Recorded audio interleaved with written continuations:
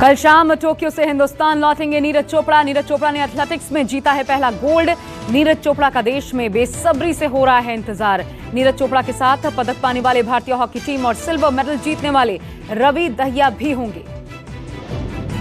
News 24 से नीरज चोपड़ा ने exclusive बात की। कहा, टोक्यो स्टेडियम में जब राष्ट्रगान बजा उसे शब्दों में बयान नहीं कर सकता। न्यूज़ 24 से बात करते हुए नीरज चोपड़ा ने अपना गोल्ड मिल्खा सिंह को समर्पित किया। कहा, गोल्ड जीतकर मिल्खा सिंह जी का सपना पूरा किया।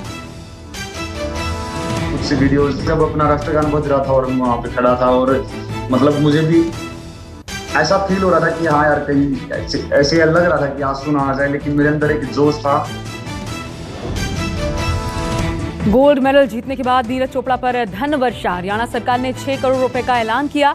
पंजाब सरकार देगी 2 करोड़ रुपए का इनाम। बीसीसीआई ने भी 1 करोड़ देने का ऐलान किया। IPL team Chennai super Kings भी नीरज चोपड़ा को देगी 1 करोड़ रुपए। बीसीसीआई ने ओलंपिक पदक विजेताओं के लिए इनाम की घोषणा की। नीरज चोपड़ा को करोड़ रुपए देने का ऐलान। सिल्वर मेडलिस्ट को 50-50 लाख रुपए देने की घोषणा। कांस्य पदक विजेताओं को 25-25 लाख का इनाम देगी बीसीसीआई। टोक्यो ओलंपिक के आखिरी दिन पहलवान बजरंग पुनिया ने भी दिलाया मेडल। कजाकिस्तान के खिलाड़ी को हराकर जीता कांस्य। बजरंग पुनिया ने न्यूज़ 24 से बात की। न्यूज़ 24 पर बजरंग पुनिया ने दिखाया सिल्वर मेडल। कहा, कांस्य से खुश नहीं हूं, अगली बार देश की उम्मीदों पर उतरूंगा खरा। एक बोल के गया था, तो अगर मेडल नहीं जीते तो फिर लैग का करना क्या है, अगर क्योंकि सभी देशवासी मेडल की आस में बैठे हैं तो मगर टूट जाएगा, इससे ज़्यादा तो कुछ होगा नहीं। तो इसलिए मैंने आज कुछ टेप भी नहीं लगवाया। ने जो कोचेज ने बोला तो मैं उसी तरीके से लड़ा जैसे मैं पहले कुश्ती लड़ता था। टोक्यो ओलंपिक में इस बार भारत ने इतिहास रच दिया है। टोक्यो ओलंपिक में सिल्वर मेडल जीतने वाले पहलवान रवि दहिया के सोनीपत के नहरी गांव में खुशी का माहौल है। कुश्ती में ही ब्रॉन्ज जीतने वाले बजरंग पुनिया के गांव में भी लोग जश्न में डूबे हैं। हिमाचल प्रदेश के मुख्यमंत्री जयराम ठाकुर ने ओलंपिक में जीतने वाले सभी खिलाड़ियों को बधाई दी। सीएम ठाकुर ने सभी खिलाड़ियों को हिमाचल आने का न्योता भी दिया। सीएम ठाकुर ने कहा, इन खिलाड़ियों ने देश का मान बढ़ाया है, वो जब चाहें अपनी थकान मिटाने हिमाचल आ सकते हैं। मुख्यमंत्री जयराम ठाकुर ने मेडल धारकों को 3 दिन प्रदेश के किसी भी होटल में ठहरने की फ्री सुविधा देने की घोषणा की। जितने भी हमारे होटल हिमाचल प्रदेश में संचालित हैं उनमें 3 दिन के ठहराव के लिए जहां भी वो मन चाहे स्थान पर रहना चाहें, रुकना चाहें, आराम करना चाहें, घूमना चाहें, हिमाचल प्रदेश सरकार को बहुत प्रसन्नता होगी कि आपका हम अभिनंदन कर सकें, स्वागत कर सकें। मेजर ध्यानचंद के पोते विशाल सिंह ने सरकार से अपने दादा को भारत रत्न देने की मांग की। मेजर ध्यानचंद के बेटे अशोक ने कहा, खेल से जुड़े सम्मान का नाम किसी दिग्गज खिलाड़ी के नाम से ही जुड़ा होना चाहिए। ध्यानचंद के पूरे परिवार ने खेल रत्न का नाम बदलकर ध्यानचंद खेल रत्न रखने पर खुशी जाहिर की। यूपी में बीजेपी अध्यक्ष जेपी नड्डा का आज दूसरा दिन। आगरा पहुंचकर नड्डा और मुख्यमंत्री योगी आदित्यनाथ ने ब्रज क्षेत्र के 19 जिलों के पदाधिकारियों के साथ बैठक की। होटल ताज विशाल में नड्डा ने पदाधिकारियों से बात की और जनप्रतिनिधियों का रिपोर्ट कार्ड देखा। मोदी कैबिनेट की 10, 11, 12 अगस्त को होने वाली बैठक टल गई है। इस बैठक में सभी मंत्रालयों के कामकाज की समीक्षा और लक्ष्य निर्धारण करने पर चर्चा होनी थी। 15 अगस्त के आसपास हो सकती है अब बैठक। लालू प्रसाद यादव के परिवार में एक बार फिर से शीत युद्ध की खबर। आरजेडी के पोस्टर से तेजस्वी यादव गायब। लालू राबड़ी के साथ तेज प्रताप यादव को मिली जगह। पटना की सड़कों पर लगाए गए पोस्टर में तेजस्वी यादव की तस्वीर नहीं, यहां तक कि आरजेडी के छात्र नेता आकाश यादव की भी तस्वीर लगी है। ये पोस्टर सड़कों पर ही नहीं बल्कि आरजेडी कार्यालय पर भी चस्पा किए गए हैं। पटना में पोस्टर को लेकर विवाद थमने का नाम नहीं ले रहा। आरजेडी के पोस्टर से तेजस्वी गायब तो जेडीयू दफ्तर के बाहर लगे पोस्टर से राष्ट्रीय अध्यक्ष लल्लन सिंह की तस्वीर हटी। 16 अगस्त को केंद्रीय मंत्री बनने के बाद आरसीपी सिंह पहली बार पटना आ रहे हैं। उनके स्वागत के लिए अभी से ही होर्डिंग लगाए जा रहे हैं, लेकिन इन होर्डिंग्स बैनर्स में लल्लन सिंह की तस्वीर नहीं है।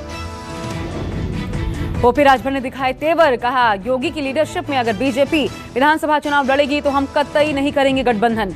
राजभर ने कहा, पीएम और गृहमंत्री सभाओं में योगी की झूठी तारीफ करते हैं। जातीय जनगणना को लेकर जेडीयू ने फिर अपनी मांग दोहराई। जेडीयू का मानना है कि जातीय जनगणना बहुत जरूरी है और इसके लिए पार्टी अपने स्टैंड पर कायम है। जेडीयू के प्रवक्ता अजय आलोक ने कहा, जातीय जनगणना की मांग से हम पीछे नहीं हटने वाले। जो कोई भी इसका विरोध कर रहे हैं उन्हें जातीय जनगणना के फायदे समझ में नहीं आ रहे। एसटीएस हमारे राष्ट्रीय अध्यक्ष ने बड़े स्पष्ट शब्दों में नरेंद्र बाबू ने कहा है कि जातीय जनगणना हर हाल में होना चाहिए। इससे हर वर्ग को फायदा है, समाज के हर अंतिम व्यक्ति जो अंतिम पायदान पर बैठा हुआ फायदा है। ये हमारा पार्टी का स्टैंड है और हम इस पर अडिग। दिल्ली के मुख्यमंत्री अरविंद केजरीवाल ने मुफ्त भोजन वितरण अभियान का उद्घाटन किया। केजरीवाल सरकार ने रैन बसेरों में रह रहे बेघर लोगों के लिए सेवा की शुरुआत की। इस दौरान सीएम केजरीवाल ने कहा, दिल्ली सरकार 6,000 से 12,000 बेघरों को आवास और भोजन उपलब्ध करवाने के लिए 209 रैन बसेरे चलाती है। आतंकी फंडिंग मामले में जम्मू कश्मीर में कई जगहों पर एनआईए की छापेमार कार्रवाई। बताया जा रहा है कि गांदरबल, बांदीपोरा, अनंतनाग, शोपियां, पुलवामा समेत 40 से ज्यादा जगहों पर एनआईए ने रेड मारी। प्रतिबंधित आतंकी संगठन जमात इस्लामी के वरिष्ठ सदस्यों से जुड़े परिसरों पर भी छापेमार कार्रवाई की गई। कुछ लोगों को हिरासत में भी लिया गया है। शोपियां में अमीर जमात के हमीद फयाज के भाई के घर भी एनआईए ने छापेमार कार्रवाई की। सूत्रों के हवाले से खबर है कि जमात इस्लामी संगठन लश्कर, हिजबुल मुजाहिदीन और जैश ए मोहम्मद जैसे आतंकी संगठनों को फंडिंग करने की फिराक में था। आतंकियों की अंधाधुंध फायरिंग में शहीद हुए कांस्टेबल निसार अहमद को श्रद्धांजलि दी गई। आतंकी हमले के दौरान ट्रैफिक नियंत्रण कर रहे थे निसार। कांस्टेबल के अंतिम दर्शन के लिए भीड़ उमड़ पड़ी। लोगों ने कहा, निसार की शहादत याद रहेगी। जम्मू कश्मीर पुलिस के अफसरों ने श्रद्धांजलि अर्पित की। कल शाम कुलगाम में आतंकियों ने यह हमला किया था। कोरोना महामारी के कारण अमृतसर में 51 पाकिस्तानी हिंदू फंसे। यहां सभी भारत के धार्मिक स्थलों की यात्रा करने आए थे। फंसे हुए पाकिस्तानी हिंदू सरकार से अपने वतन वापस लौटने की मांग कर रहे हैं। जानकारी के मुताबिक ये लोग अलग अलग समय में वाघा अटारी सीमा के रास्ते भारत पहुंचे थे और बस सरकार से इनकी मांग है कि इन्हें वापस अपने स्वदेश भेजा जाए। उत्तराखंड के मुख्यमंत्री पुष्कर सिंह धामी ने मसूरी में ITBP academy passing out parade समारोह में शिरकत की। समारोह के दौरान यूपीएससी चयन प्रक्रिया से आईटीबीपी में शामिल हुई 2 महिला अधिकारी प्रकृति और दीक्षा ने भी इस दल में देश सेवा की शपथ ली। आईटीबीपी में 2016 के यूपीएससी के माध्यम से महिला कॉम्बैट अधिकारियों की कंपनी कमांडर के रूप में नियुक्ति शुरू हुई थी। कोरोना संक्रमण कम होने के बाद दिल्ली में कल से सभी साप्ताहिक बाजार खोले जाएंगे। सीएम अरविंद केजरीवाल ने ट्वीट करके इसकी जानकारी दी। कोरोना वायरस की दूसरी लहर के कहर को देखते हुए पूरी दिल्ली के बाजारों को बंद कर दिया गया था। अब हर दिन आने वाले संक्रमण को देखते हुए बाजारों को खोलने की अनुमति दे दी गई है। कोरोना के खिलाफ जंग में भारत को एक और कामयाबी। आईसीएमआर के मुताबिक कोवैक्सीन और कोविशील्ड वैक्सीन की मिश्रित खुराक बेहद कारगर। रिसर्च के बाद आईसीएमआर ने कहा, दोनों वैक्सीन की मिक्सिंग और मैचिंग के बाद बेहतरीन परिणाम सामने आए। कोरोना को लेकर देश भर में राहत की खबर। आज भी 40,000 से कम कोरोना के मरीज आए। पिछले 24 घंटे में 39,070 नए कोरोना मरीज, 491 संक्रमितों की मौत हुई। एक दिन के भीतर 43,000 से ज्यादा लोग कोरोना से रिकवर कर गए। कल एक दिन में 5,331 एक्टिव केसेस कम हुए।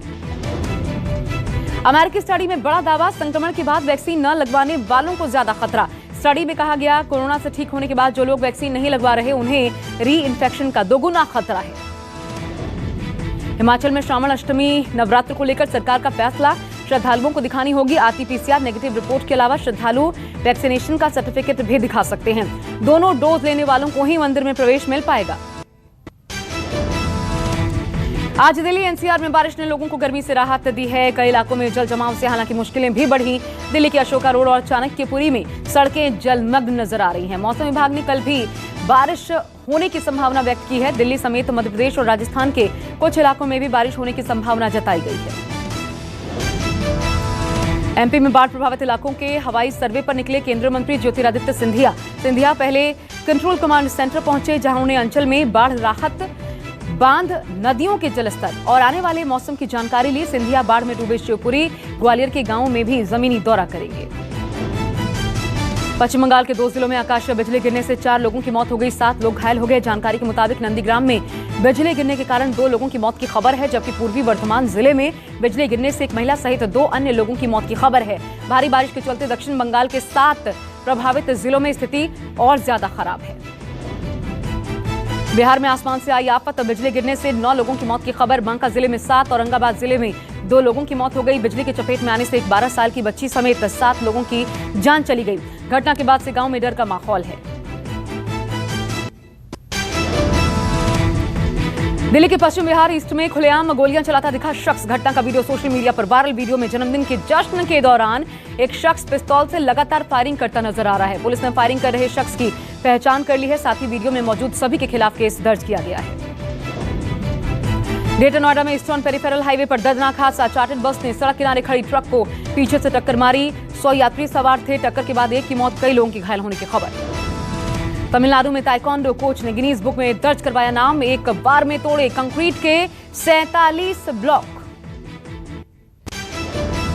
कियारा आडवाणी और सिद्धार्थ मल्होत्रा का slow motion video social media पर तेजी से वायरल। स्लो मोशन वीडियो में कियारा ब्लैक आउटफिट में वॉक करती नजर आई। सिद्धार्थ कियारा को दूर से निहारते दिखे। बिग बॉस ओटीटी के आगाज से पहले करण जौहर ने बिग बॉस हाउस के दीदार करवाए। आज रात से बिग बॉस ओटीटी का आगाज हो रहा है। बिग बॉस में इस बार सिंगर नेहा भसीन, शमिता शेट्टी, अनुषा दांडेकर, इसके अलावा कई सेलिब्रिटीज नजर आएंगे। अफगानिस्तान में अमेरिकी वायुसेना ने तालिबानी ठिकानों पर बम गिराए। इस हमले में तालिबान के करीब 500 से ज्यादा आतंकी मारे गए। इस मामले की जानकारी अफगानिस्तानी अधिकारी फवाद अमान ने ट्वीट करके दी है। सिंगापुर में कोरोना संक्रमण घटने के बाद एक बार फिर सिंगापुर खोलने की तैयारियां शुरू। यात्राओं पर प्रतिबंध हटाया जा सकता है। सिंगापुर के स्वास्थ्य मंत्री ने लोगों को चेतावनी भी जारी की। चीन के वुहान में कोरोना मामले फिर से बढ़ने लगे। कोरोना संक्रमण को देखते हुए अब तक 1 करोड़ से अधिक लोगों की कोरोना जांच करवाई गई। वुहान में 47 से अधिक नए मामले सामने आ चुके हैं।